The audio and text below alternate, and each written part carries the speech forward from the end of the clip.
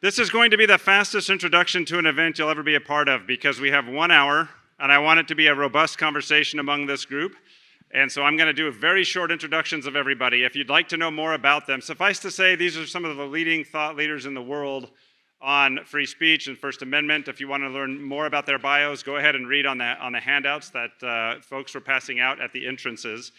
How this event came to be, on the third day related to the protests last spring, I thought to myself, there's no way the University of Texas can celebrate Free Speech Week unless we just take these protests head on and have a robust discussion about them. So I immediately emailed all of the folks behind me.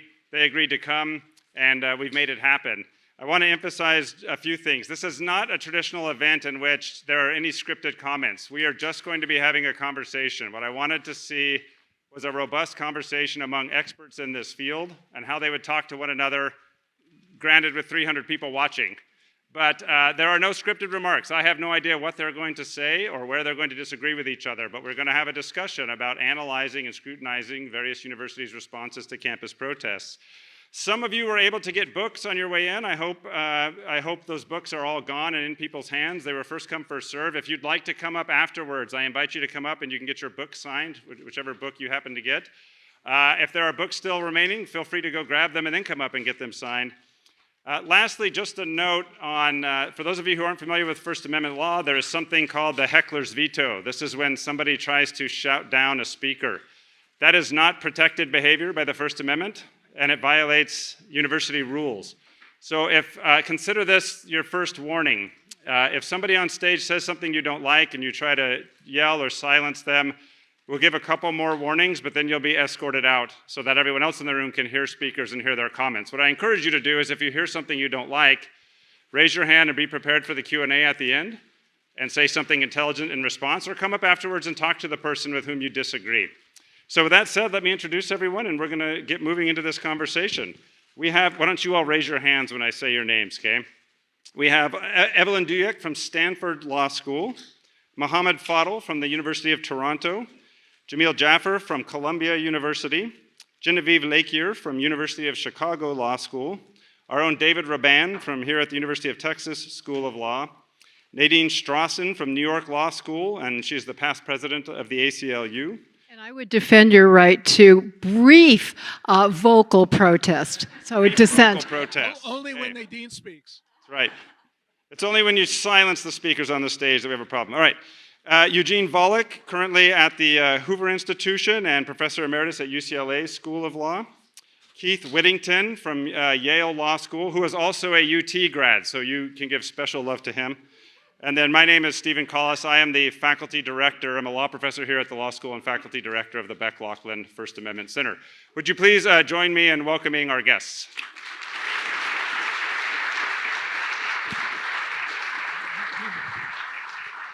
All right, so this is an unusual event because we're not just going to have me ask you questions and get your scripted remarks. You're all going to just talk to one another. And we're going to start it off by putting David Rabban on the hot seat. David has a brand new book out about the rights of academics, students, and even universities themselves. And David, I'll just start with you so we can get the conversation going and encourage everyone else to jump in.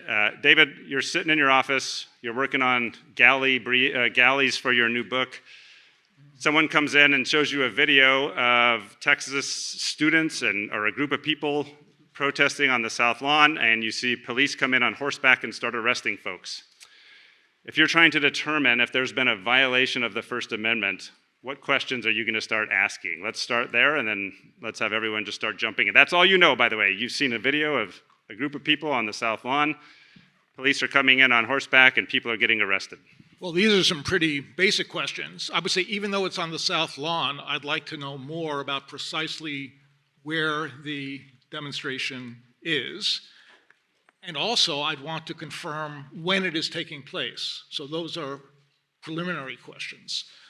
I'd also want to know more about what the demonstrators, protesters are actually saying or perhaps doing.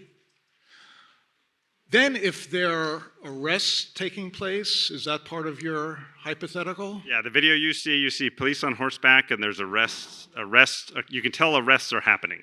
Well, I'd want to know who made the decision to arrest, who was consulted by the person who made the decision to arrest, and what information the person who made the decision to arrest had when that person made the decision. So I'd start with those basic questions. Okay, so for the rest of you, he says you want to know what information they had. What information would be relevant in your minds? And remember, you'll have to talk into your mics to join in here. So if you don't have your mic in hand, run with it.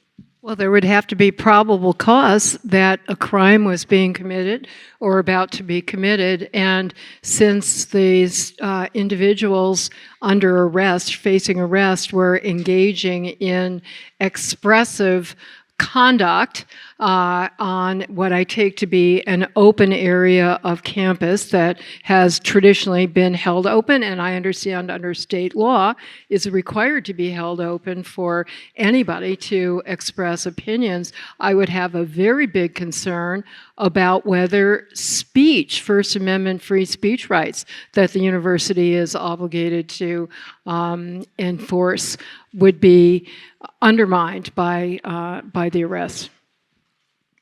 So I would want to know, and all of these things are useful to know, among other things, whenever you're thinking about anything, you want to know as much as possible. But the particular things I'd be interested in is what was the actual reason for the arrest? Was it the speaker's viewpoint or other content elements? Or was it something other than content? So, for example, that they violated content-neutral rules. So, for instance, just since we were told to think about the Texas things, the Texas events, the governor had posted as the officers were responding to the protests, it posted, among other things, anti-Semitism will not be tolerated in Texas. Students joining in hate-filled anti-Semitic protests should be expelled. If he played a role in making the decision, that would suggest that he is acting based on what he perceives as the anti-Semitic or hate-filled viewpoints of the students. That would be unconstitutional. On the other hand, if it turned out that that wasn't the reason was that they were sleeping out on campus, which as I understand it was not what happened at UT, but had happened in many other places, in violation of a content-neutral rule which says nobody, doesn't matter if you are speaking about Israel and Palestine or about abortion rights or about race relations or environment or whatever else, nobody can just take over spaces on campus overnight as places to sleep. And that's the actual reason. That sounds like a content-neutral time, place, and manner restriction that, given Clark v. CCNV, a precedent on this from the Park context, would probably be constitutional. So those, I think, would end up being among the most important questions that the questions David asks and the questions Nadine asks would bear on answering. Can I push back a little bit? So on the constitutional question, I agree that when it comes to the question about whether the First Amendment is violated, the distinction between content-based and content-neutral, or whether it's viewpoint discriminatory or there is this content-neutral rule against sleeping on campus grounds or, I don't know, having temporary structures is incredibly important. And I would also agree, based on the precedent that Professor Volokh was talking about. Shall we just go by should we first names? Genevieve, Eugene, we're all friends of speech, okay. Eugene was talking about. The courts have been very deferential. They haven't shown a lot of scrutiny to the sort of the breadth or the sometimes very restrictive effects of content-neutral rules. They've said so long as it's genuinely neutral, it's okay. Now, there are all kinds of problems with that, which is that, one, regulators can often use what look like content-neutral rules pretextually. So what we know is across the country, not just at Texas, the justification for shutting down encampments, often using police and resulting in arrests, were almost always content-neutral rules. This evidence of some kind of content-based something happened sometimes, but it was usually kind of atmospheric. The justification was usually content neutrality. I personally don't feel complacent or that happy about that, because we know that with very broad content-neutral rules, you can often find a convenient content-neutral rule as a hook to punish speech you don't like. And certainly at most institutions, there's very little accountability. There's very little investigation to see whether the rule was in fact enforced for content-neutral reasons. And I guess I'll just say, add to that, this is amending the question a little bit, but the University of Texas has adopted voluntarily something other than just the First Amendment as a constraint on its speech regulation. It's adopted the Chicago Statement or the Chicago Principles, which add to the First Amendment protections in saying that the general policy or the principle of universities when it comes to the regulation of speech should be as much speech as is possible. We want as flourishing and rich a speech environment as we can have, consistent with the functioning of the university. And so this puts an obligation on regulators to only restrict speech when it is actually disrupting, it's actually interfering with the ordinary activities of the campus or interfering with the ability of other members of the campus community to go about their daily business, often research, studying, teaching, sunbathing, no matter what. So this goes to David's earlier questions about where the protests were occurring and how they were occurring, because if they were preventing other students from accessing classrooms, or if they were taking over research labs, then I think under both the First Amendment and the existing Texas policies, you can use force, you can use punishment to disperse them. But if they're not, then I think it raises all kinds of questions that go beyond just the First Amendment about why it's necessary to shut down this protest. Who are you in fact protecting? What about, Mohammad, looks like you wanted to say something, jump in, but one thing about that though, Genevieve, is that Texas at least, it seemed like the arrests were almost arguably preemptive. They were worried about preemptive arrests. They were worried about encampments and they were worried about someone trying to occupy a building, and so the arrests were made preemptively. It seemed to me, with the information I have, now I don't have all the information, but I think the question is, at what point can government act preemptively if they think something's about to happen? Sorry, Mohammad, you jump in. Yeah, thank you very much for including me here. And I want to just say as a disclaimer, I am not an expert on the First Amendment, nor even free speech in Canada. But you've written about it a lot. So I've written a lot about as I told my colleagues, you made the mistake of writing about it a lot. I'm a loudmouth. I'm a practitioner of free expression. And so I think that's why I was invited. But I look at this from a perspective of political philosophy, which I write more about. And I think it's important to bear in mind content neutrality in the context of the purpose of the institution where the regulation is being promulgated. What we are trying to teach our students is a certain ethic of submission to reason and evidence, not submission to authority simpliciter. So when I hear people say, well, students violated content neutral rules, therefore send them to jail, right? We are not here teaching them, as they would say in my part of the world, the values of peace, order, and good government. We are trying to teach them to be critical thinkers and follow the laws of evidence and reason. Right? And so as long as the expressive activities are fulfilling that basic political ethic of the university, I see no reason for the university to interfere, even if there's technical violations of policies. I note that in the Texas policies, there's an exception for tailgating. You can camp to tailgate for a football game. Right? So why can't you camp for something as urgent and as essential as a genocide? Yeah. Can I jump in on that? So I think the one question that would come to mind if I saw police on horseback arresting students is like, how did we get to this point? And why was it necessary to respond, even if, even assuming there is some violation of the rules, in this particular way? Because I worry that over the last year, we've really normalized this practice of calling the police on students at, I work at Columbia, and at Columbia, as everybody probably knows, hundreds of police officers descended on campus to arrest students twice. And we can debate, as I'm sure we will, whether the students were violating the rules, whether the university was right to see what they were doing as a violation. But there's a separate question, as a subsequent question about the severity of the response and the involvement of law enforcement in particular. And I think it would be a really sad thing if one result of the last year is that we've just become accustomed to seeing police arresting students on campus, and that would be a terrible thing for free speech. I think the evidence from Columbia, where my husband is a faculty member, so I also follow it with special interest, but it's been of special interest around the world, that the arrests had a very demonstrable adverse impact on free speech, not only for those who were arrested, but also campus-wide, and I'll explain why in a moment. And beyond that, were counterproductive, I think, to the university's goal of minimizing disruption and being able to pursue its educational mission.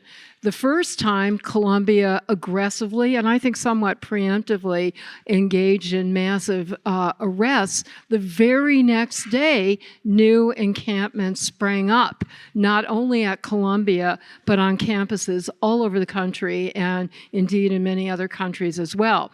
The reason why I say that there is a speech suppressive impact far beyond those who were directly subject to arrest, which I believe, or according to reports, included not only protesters, troubling enough, but also journalists and legal observers who were trying to convey information and protect legal rights. FIRE, the Foundation for Individual Rights and Expression, every year for 5 years has been doing a very comprehensive survey of the free speech climate on many campuses around the country. This year it was 257. They did an add-on complementary survey this year of campuses where there had been encampments and where there had been arrests. And not surprisingly, on the campuses where there had been arrests, students' confidence in the ability to exercise their free speech rights in general plummeted. We talk a lot about the self-censorship of students on campus for fear that they will be subject to some kind of retaliation. And quite rationally, students who see their universities calling in the police are going to be subject to even more self-censorship moving forward. I just to make a quick comment on the bringing police. I'm just these don't mean have to been way too quiet, so we need to jump in. I just want to respond to Jameel's point. So I was in Australia over the summer talking about free speech and academic freedom issues, and a comparative perspective is often useful. And people in Australia told me that campus administrators, they had their own protests and demonstrations, campus administrators consulted with the local police, and that the local police said to the administrators, do you really want to bring us on campus? If you bring us on campus, we will have protective gear. Probably some people are going to be hurt.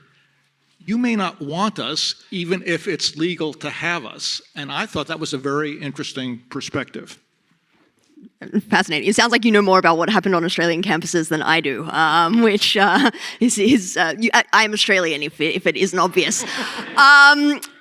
So I just wanted to pick up on this question here that I think really is the nub of the issue about talking about, so Mohammad is talking about what vision of a university do we have, and Jameel and Nadine talking about what responsibility do universities have towards their student, what kind of expressive environment do they want to cultivate, which is separate and different from this question that we started with, which is what was a violation of the First Amendment and what does the First Amendment allow? And I think this is really important because I think that this is the struggle that we find ourselves in because there are many different kinds of expressive environments on universities that are perfectly consistent with the First Amendment. And that's because of the reason that Genevieve raised, which is that courts have adopted a very deferential approach to what time, place, and manner content neutral rules they think are reasonable and that authorities can impose.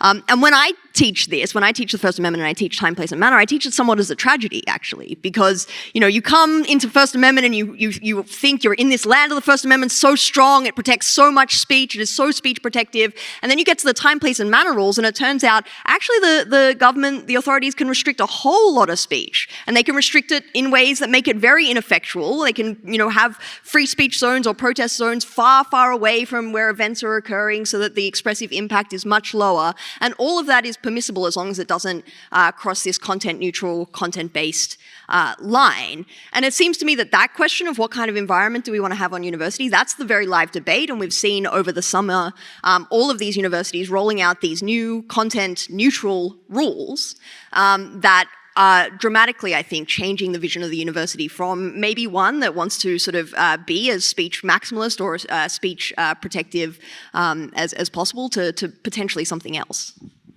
I would just note, I think that there are two different things we ought to be thinking about relative to the application of First Amendment issues to university campuses. One is questions about what would external actors like judges do. And it's certainly right that I think judges and other external actors are likely to be fairly deferential to the judgment of local university officials about what's too disruptive, what kinds of content neutral regulations do we need, and as a consequence, be willing to defer to a lot of regulations that are in fact unnecessary. It's a separate question, I think, what university officials ought to be doing, and those of us who are on campus, members of campus communities ought to be doing, in terms of trying to think about what kinds of rules should we develop ourselves and what kinds of policies and practices should we develop ourselves on campus in order to simultaneously allow for the activities to occur on campus that need to occur, crucially the educational activities, occasionally tailgating activities, et cetera, but also provide for substantial expressive activities. And part of the underlying goal of time, place, and manner regulations is, one, you want to be neutral across the range of expressive activities that occur, and that's an important value we ought to care about in a university context. But also, you need to be adopting rules that are only the rules that are necessary in order to be compatible with the other functionings of university campuses. So, for example, FIRE and the ACLU, we're doing quite a lot of litigation against universities back in the 90s and early 2000s about so-called free speech zones, where universities were adopting a time, place, and manner regulation that was kind of common at the time of saying we're going to designate a space on campus where you're allowed to have protest activities. And by the way, that space on campus is going to be the back end of a parking lot on the other side of the football stadium where nobody goes. And they got sued and sometimes it'd be chalked out of, we have this little 4x4 spot where you're allowed to engage in activities. And part of the point of that was say, well, yes, on the one hand, that is content neutral and it doesn't divide based on messaging. On the other hand, what it's not doing is providing ample opportunities on campus in order to engage in expressive activities. And universities need to be thinking very carefully about how to balance all those considerations as they're developing their own policies. I think Mohammad wanted to get something in real quick, and then. But by the way, you all don't have to raise hands. You can't just jump in. But he had his hand up, so he gets the politeness award. Go ahead. Thank you. I mean, what this reminds me of, honestly, is, I grew up in Georgia. I moved to Georgia in 1975, shortly after de jure segregation was disestablished, right? And so, as you know, many places in the South responded to the requirement to desegregate by just withdrawing public goods. Free speech on our campuses is a public good. The question is, do we have an affirmative obligation to provide it? I would say yes. Without it, our universities will die, right? So yes, you can have time, manner, place restrictions that effectively kill that public good. And what I see happening now is, rather than allow students and faculty to speak freely about Palestine, we are willing to destroy the public good to prevent them from speaking, which is, I think, a horrible tragedy, not just for people like myself, but for university life. I think the stakes are really huge. So, I'm sorry, no, Nadine. So I'm glad that Keith laid out in part, but I want to underscore it, the legal standard, because I think very often, especially in public discourse in the recent past, everybody has heard that phrase, content neutral time, place, and manner regulations. But just because something is content neutral doesn't mean it is constitutional. It is still presumed to be unconstitutional. Yes, the presumption is less strong than when it is a content discriminatory or viewpoint discriminatory regulation, but the government still should be held to satisfy a pretty strict standard. I agree with Genevieve that the courts tend not to engage in the degree of scrutiny that they should. But the government, in this case the university, should have to show that there is a substantial connection between that restriction and some really important goal, that the restriction is narrowly tailored, and that it does leave ample alternative channels for expression. I also agree with Genevieve that if we really, and Evelyn, that if we, and Mohammad, I guess we're seeing a consensus here, that especially on a university campus, we have to take those standards really seriously, and not overlook the fact that these seemingly innocuous time, place, and manner regulations can actually end up suppressing more speech than viewpoint or content neutral regulations. And the first justice who, to my knowledge, made that point really, really strongly was Thurgood Marshall, a great exponent and champion and advocate of civil rights, and also, I say and, not but, and also of free speech, which he understood as the greatest engine to promote civil rights. And it was a dissent in the case that Eugene referred to, Clark versus CCNV, in which the ACLU defended the rights of unhoused people to have a large encampment on the National Mall in Washington, D.C. And get every single judge who ruled on that case said they do have a right to have an encampment, but it can be subject to certain time, place, and manner restrictions. And I think that's really important because I bristle at the notion of categorical bans on encampments, which a number of universities are implementing now. So I wanted to make three related points. One is to keep in mind we are talking about content neutral rules, but that means they have to be enforced in a content neutral way as well. So if, for example, there's allowance of encampments, let's say they're pro-Palestinian or anti-Israel, or however one might want to describe them, the same rules would have to apply to other encampments. If somebody wants to have an anti-abortion encampment for weeks on end on campus, or an anti-immigration encampment, or a white supremacist encampment, or whatever other group, those viewpoints would have to be treated equally. So one question we might ask is, what would we think with regard to a similar encampment by a group whose views we disapprove of?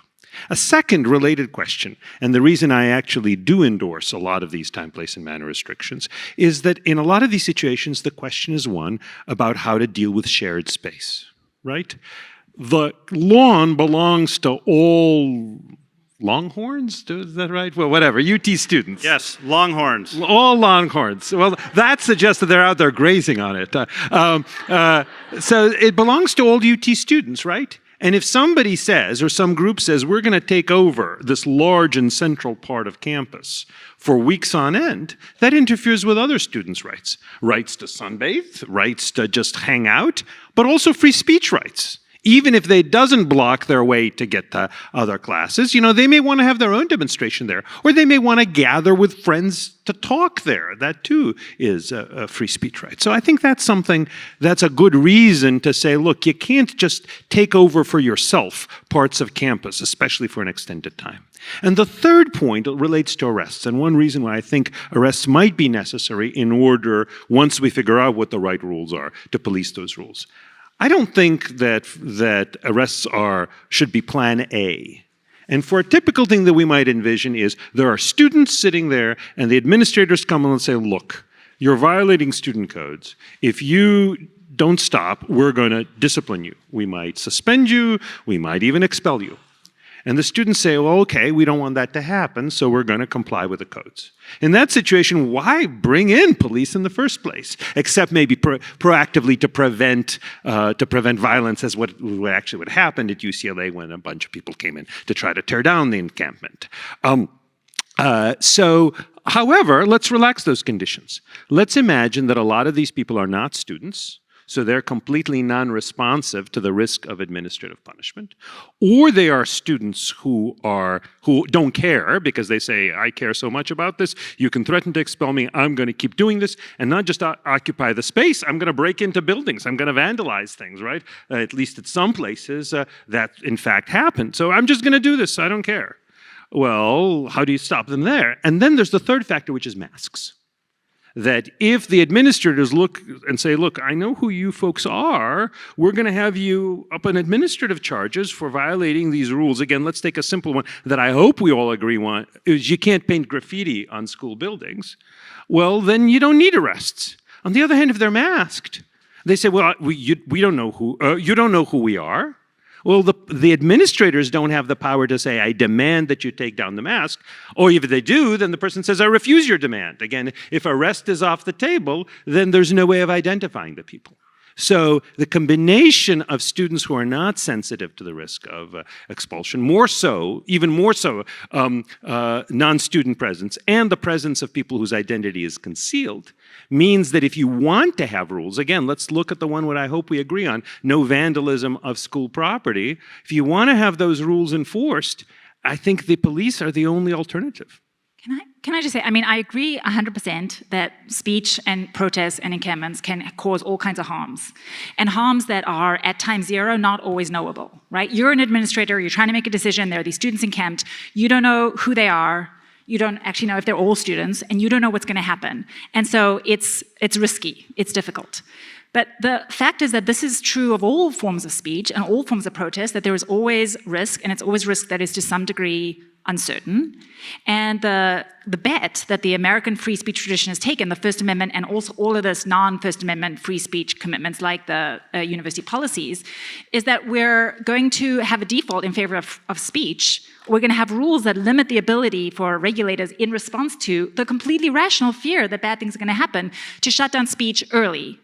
To shut down speech on the basis of the mere possibility that something bad will happen, or to shut down speech expansively. Because if you follow that line too far, the result can be an incredibly repressive and non-flourishing democracy. And so there is this default in favor of putting more risks on administrators or constraining their hands when faced with these kinds of risks. And I just want to add quickly, one other reason why we might want to be cautious when saying, given these risks, you know, these content-neutral rules are fine, even if they're rather broad, because then that gives them a whole lot of discretion, which is something that we haven't talked about so far, but the very obvious and very significant external pressure that was being brought to bear on administrators. Eugene talked about viewpoint discrimination, but it might not actually be viewpoint discrimination. It might be that administrators wanted to protect their institutions, and they were getting calls from donors and alumni saying, you have to shut down these protests, and they're getting a lot of pressure from politicians, and they're getting the DOE saying you might be violating federal civil rights law unless you take preemptive action. And so there are all of these very understandable reasons why we might think, and this is actually what Justice Marshall wrote in that wonderful dissent, although Nadine, it was a dissent, so I still think, I agree with Evelyn, it's more of a tragedy than a victory, but it's a wonderful dissent.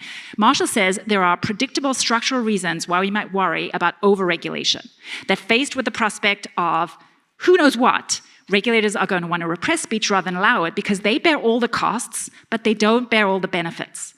Free speech is a collective good. It's a social good. It's something we all benefit from. It makes our democracy stronger. It gives us new ideas. It gives us things to hate. I don't know. It's interesting. It's got all these positive externalities. But regulators don't feel those externalities. They just feel the costs and the burdens and the possibility of something going wrong. And so we should assume that speech regulators are going to have systemic reasons to overregulate. And it is against that we have the entire free speech tradition. So I'm curious what we think, in this case, there weren't just kind of mythical fears of the risks that administrators were looking at. How much intel does an administrator need to know that there might be a group who's going to storm a building or form an encampment before they're allowed to actually act on that risk? And in the case of many universities, they don't have a police force so large that if a large, let's say there's been social media chatter that this group says, hey, we're gonna meet here in a traditional public forum on campus, and then we're gonna try and storm a building. There's 6 different buildings they could potentially storm. The university does not have the police force to stop them if they do try to storm and occupy a building.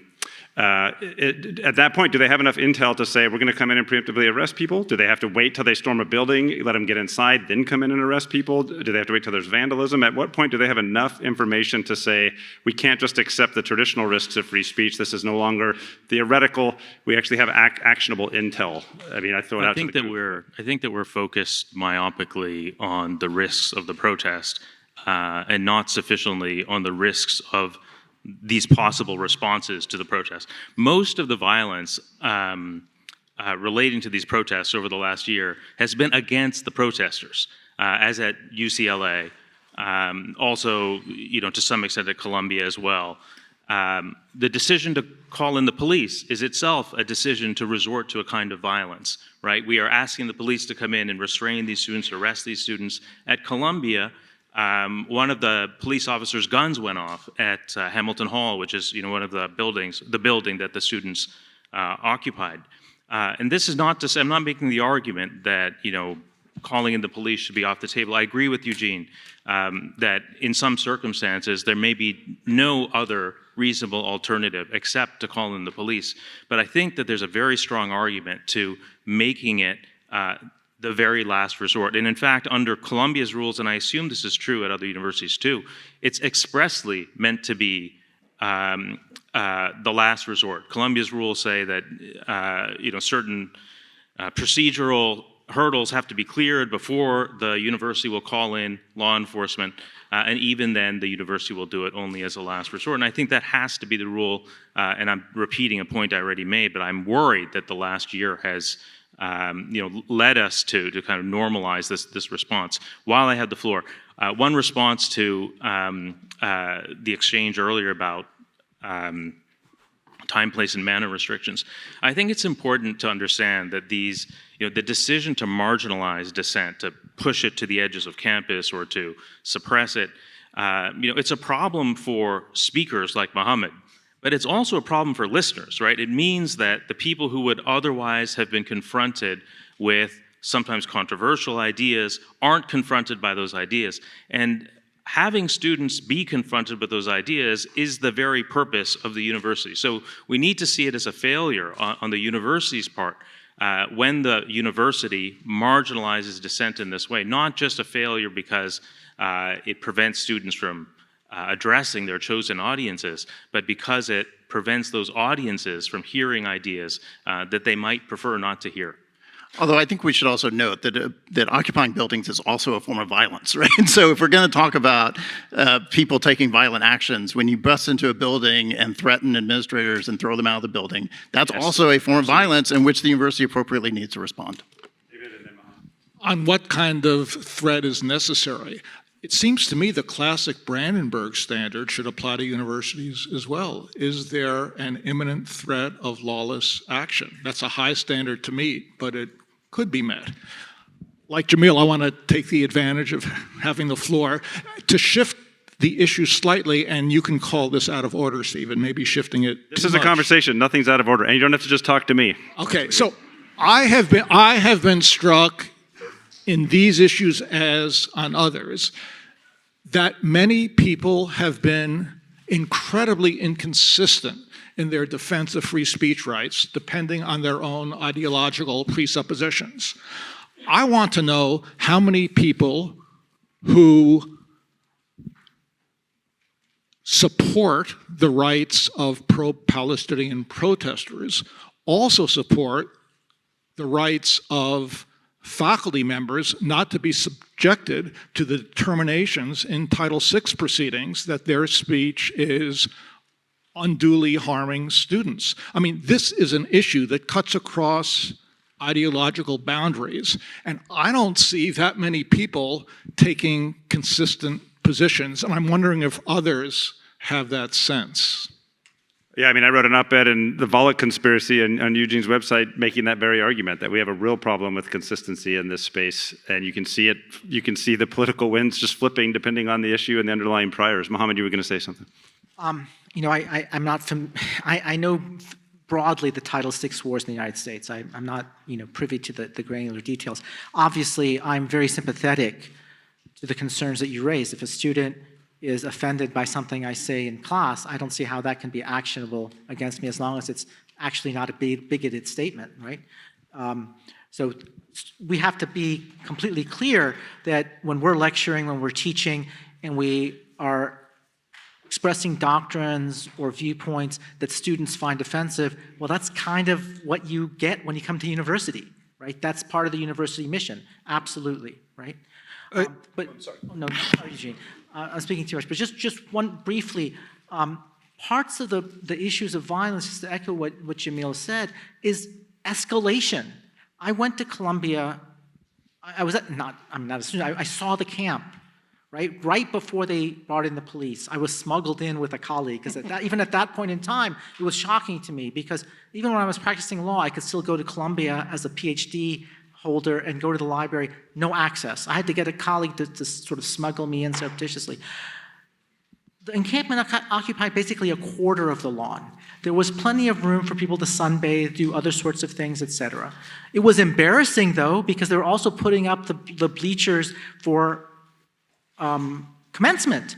And the university did not want this at commencement because of the reasons that we talked about, right? It has nothing to do with the functioning of the university from sort of the institutional sense, but exogenous factors, right?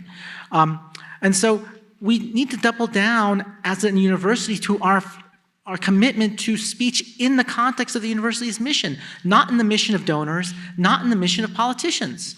And I'm all for robust debate, but what's happening is censorship of substantive debate, not bigotry, but attempts to shut down substance. I just want to mention one brief thing, that under American law, there is no separate First Amendment category for bigoted speech, right? Maybe in Canadian law, this argument, maybe it's different for this group because they're bigoted than for this group. But the rules under American law are viewpoint neutral, and that includes that speech that is perceived correctly or not as racist, anti-Semitic, anti-Muslim, anti-trans, anti-gay, anti-male, anti-white, whatever else, is equally protected. So I think that's one thing to keep in mind. That avoids us having to decide whether anti-Zionism is or is not in this particular manifestation anti-Semitism. I think it's protected regardless of whether it's anti-Semitism. But just again, it's important to realize that in America, the rules you set up are going to be the same, at least under the First Amendment, for supposedly bigoted speakers as well as others. This gets to David's intriguing question about Title VI, which is another incentive that universities have to over-regulate speech, in addition to the incentives that we've talked about. Basically, if there is a complaint that there is hostile environment or discriminatory harassment on the basis of a demographic characteristic, which could include national origin, religion, ethnicity, and so forth, the university must take steps to mitigate. Now, the Department of Education Office of Civil Rights, which enforces this statute, has very strongly said that the steps in mitigation should not suppress free speech, but it has also said that speech may be taken into account in deciding whether there is a hostile environment harassment.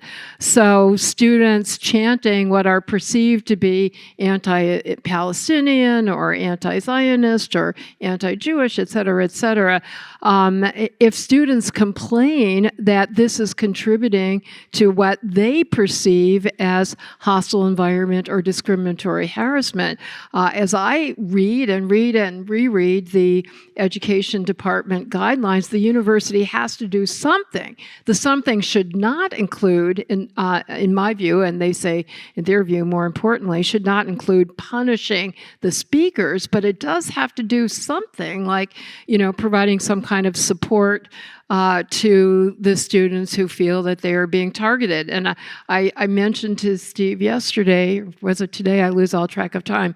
Erwin Chemerinsky, the dean of Berkeley Law School, had an op-ed in the New York Times, I think it was yesterday, in which he was arguing that university leaders have an obligation. He wasn't saying it's a legal obligation, but at least a moral obligation to denounce statements that they perceive as being, and he was giving examples of pro-Hamas, anti-Israeli speech, and I think that raises a really interesting question. I'd love to hear what people think about it, especially in light of places like Stanford having recently adopted positions of institutional neutrality. Would that kind of denunciation be inconsistent with institutional neutrality, or would it be furthering of the goal to protect against Title VI harassment?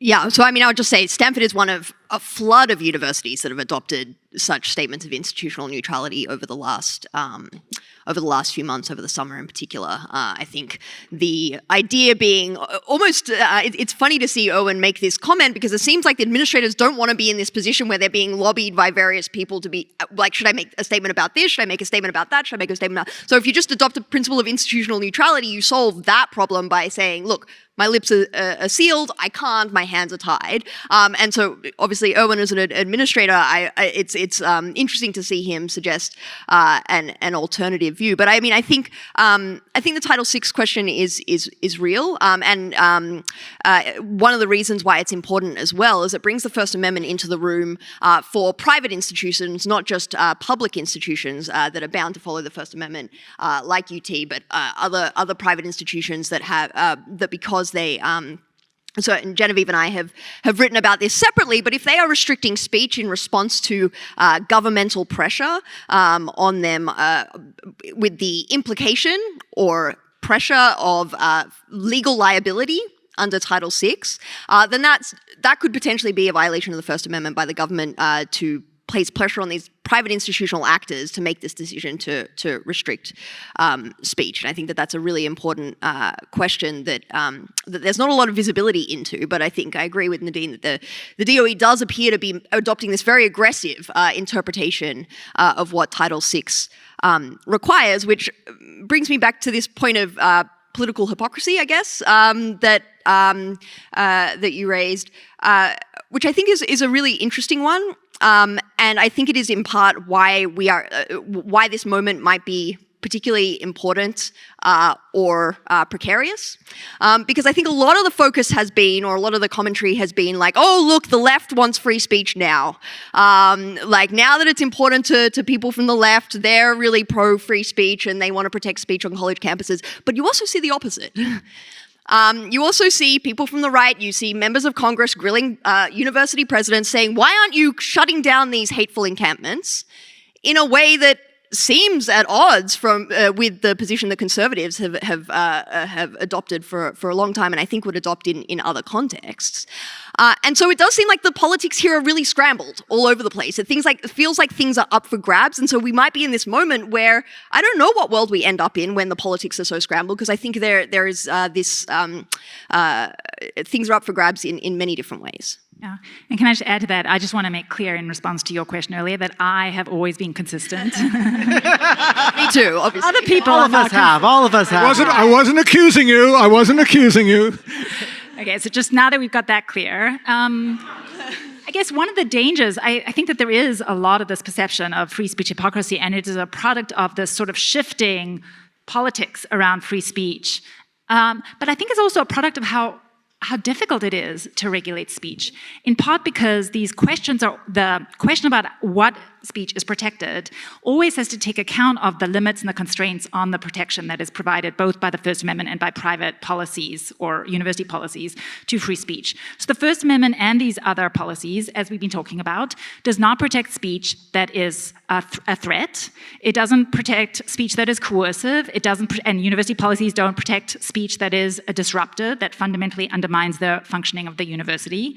And these seem like, when you read the policies, very clear constraints or limits, principles on the application of the free speech principle.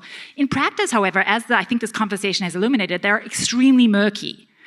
Does an encampment that takes over a third of Columbia's lawn, and there's lots of expressive activity occurring, and it's sort of a wonderful space for the students who are there, and a terrifying space for the students who are outside of it, and it does invite hecklers and counter-protesters and makes Columbia the center of national attention. It increases security costs. It poses all these risks. Is that a disruption under Columbia's policies? You could say yes. You could say no, right? At what point, the question you asked earlier, at what point, how prophylactic should we be when it comes in to shutting down protests? Is it imminence or is it something else? These are actually incredibly difficult and vexing questions because they involve the balancing of incredibly important interests. And I suppose I would say, and so that's why it's easy for people to say, oh, I've been consistent. I mean, I really have. But for other people to say, I've been consistent, but to come out in very different positions when it comes to speech they like and speech they don't like, because in one area they'll overweight the speech interests or weight the speech interests, and in another area they won't. And so one of the other things that really worries me about the university's response to the protests, what we've seen, is that these very difficult and delicate decisions that have to be made, particularly in this sort of unfolding moment, about at what point we go too far and how much can we take these other interests and what about security costs, and all of these things are being made in a black box in many cases by administrators who have largely unconstrained discretion because of the scope of the content-neutral rules, without, in many cases, much faculty or student or stakeholder input, and without much accountability. And so we can say that the decisions that university presidents had to make were incredibly difficult ones, but we can also say that this is no way to run a speech system, that there has to be input and constraint and accountability to ensure that whatever difficult decisions you're making, they're both thought through, that there's some kind of democratic accountability or community accountability, and that they cannot be so easily pushed and pulled, as we all are, by our passions of the moment, that you're not overreading the risk of encampment because that's awful speech, or you're not underreading the risk of encampment because you love the speech, right? That there are some kind of reasonable and non-discriminatory application. And I just think our current system does not give us confidence that this is occurring. At those institutions where there was some kind of faculty constraints, administrators plowed right over them. So David wanted to say something, then Keith, and then we'll open it up for at least one or two questions. So David, go ahead. Just on the point of consulting, I was struck in the report of the Committee of Council on Academic Freedom and Responsibility here at UT that the president said that he did consult with some people, and the council said, but he didn't consult with any faculty organization. And to my knowledge, I don't know if he consulted with faculty at all. And one would like to think that, at least in anticipation of these problems, the faculty would play some role. Now, I concede the ultimate decision has to be made by administrators, and the president probably of all administrators. But to make that decision without any consultation with the faculty whatsoever seems to be wrong. I was just going to say, I think the one concern about how this has played out over the last several months is it's one thing to have content neutral regulations in place. It's another thing to pull the rug out from under protesters and keep changing the rules. And we saw that at Columbia, and we saw that in several other universities, and I think we saw it here at Texas as well, when the South Mall, which was traditionally a public forum, suddenly it becomes not a public forum an hour before the protest is supposed to take place. And so I think universities do need to think very carefully ahead of time, preferably before the protest occurs, about what should the rules actually be, what are we willing to live with, and then think through that balancing, not in the middle of the passions of a particular fight or a particular moment, but really trying to think through how would we apply it in a consistent fashion across a variety of protests we might encounter down the road, rather than try to make these on-the-fly judgment calls about, oh, tomorrow we're going to have a different set of time, place, and manner regulations than we had yesterday. So speaking of faculty, faculty can, in my opinion, academics can sometimes be like the best Monday morning quarterbacks. Do any of you, one word, do any of you think there's a university that handled it well? Well, I like to cite my own alma mater. Penalty, you don't get to cite your own alma mater. Just kidding, no, go ahead. Which is Wesleyan University. It's a small private school in Connecticut. And there, the president said to students who were forming an encampment, you're violating the rules of the university. I can enforce those rules, but I won't as long as you don't prohibit access across campus, as long as your speech is within, certain bounds. And, I mean, he was lucky.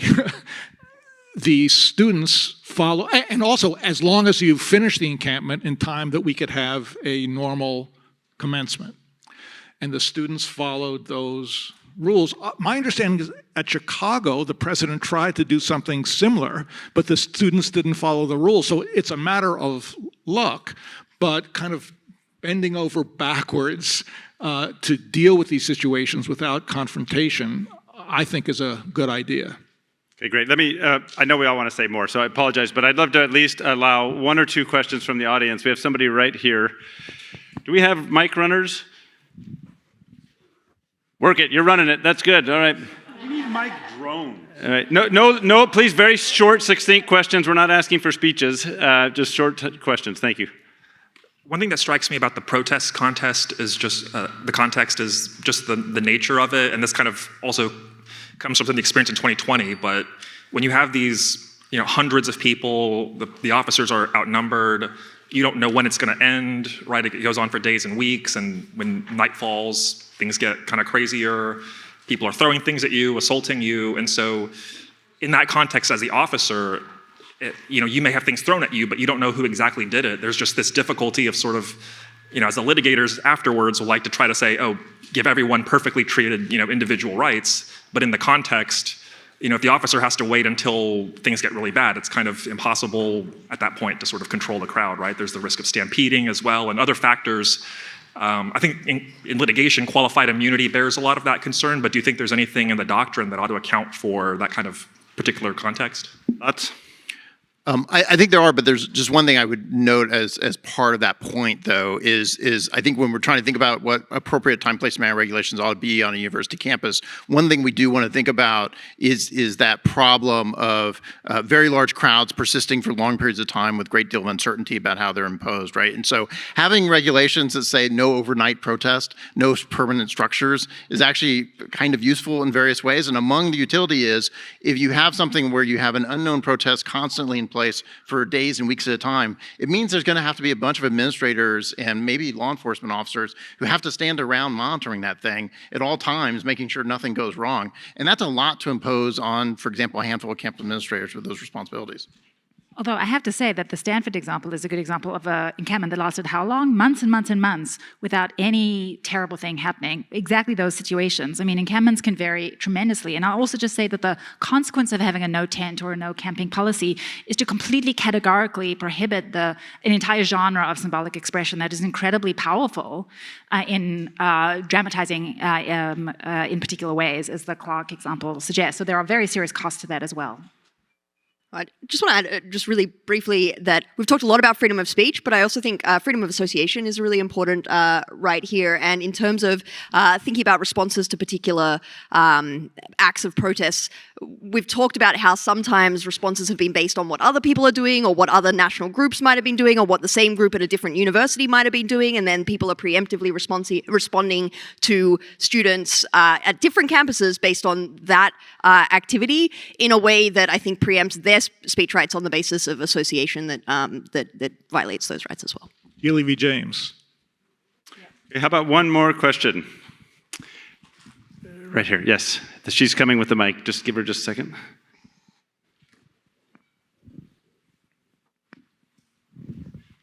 Thank you. Another black box that some of us are concerned about, besides the administration making its decisions, is the student discipline process with students that have been charged with violations. Do any of you have thoughts about what that needs to be in order to protect students' First Amendment rights? Yeah, we didn't talk about due process after the fact here at all, so this is a great question. Eugene? This is actually one of the problems, I think, with student discipline processes generally, is they are by design secret, and there are perfectly understandable reasons why this is so. But the consequence is, why should we trust them? I don't trust them. I don't trust the decision makers, whether they're students or faculty. Now I have an extra reason because I am like half the country politically pretty far removed from where the average administrator, average student, average faculty member is going to be. But even if I would hear about this at some conservative university, it's the same reaction. Nobody's paying attention. Excuse me, no, there is no publicity there. This is not a public hearing. We can't show up. Why should we trust it? Now, again, it may very well be that we need to have it this way because various FERPA and other such rules and for good reason, preclude this kind of public supervision of the sort that routinely happens in criminal and civil cases. Maybe it's more like the juvenile justice case, which is one of the few cases where we have secrecy in our justice system. But the downside is there's absolutely no reason to have any confidence in the accuracy of these deliberately black box proceedings. Well, the facts of the cases may need to be secret, but the rules themselves need to be public. And I think part of the problem that we ran into, at multiple universities over the last year is that, and I'll just use Columbia as an example, but at Columbia there were multiple disciplinary regimes and multiple bodies responsible for enforcing those regimes, and it was never obvious why any particular case was being addressed by this regime or this body rather than that one, and under this set of rules rather than that one. And I don't think that can be defended on the grounds that student confidentiality is important. To Columbia's credit, I think Columbia has, now begun to address that problem, but I see that problem at other universities as well. And students at least need to be provided with counsel in some way through university regulations. Okay, well, I want to thank all of you for coming. I want to reiterate that those of you who are able to snag a book, please feel free to come up and get it signed. And to those of you who have questions that either you were too shy to ask or there certainly wasn't enough time to ask, please come up and chat with folks. I paid a lot of money to get them here, so take advantage of them. All right, please give me a round of applause for them.